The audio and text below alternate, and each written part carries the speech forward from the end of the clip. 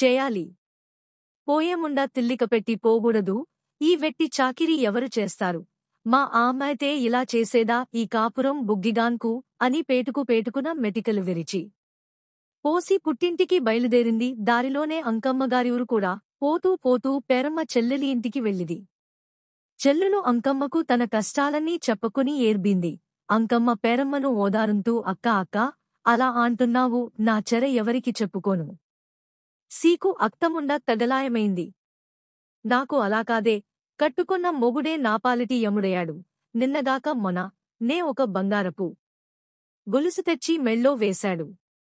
ఆది ఎత బరువు ఉందవ కొన్నావు అక్కయ్యా.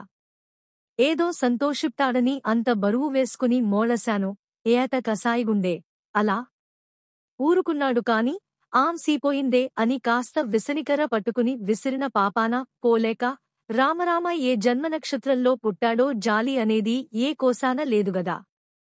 ఇలాంటి మొగుడితో కాపరం చేసేదెలాగే, ఇక లాభంలేదు, అమ్మ దగ్గరకు వెళ్ళుదామా అనుకొంటున్నాను. ఇంతలో నువ్వవన్నావు అన్నది.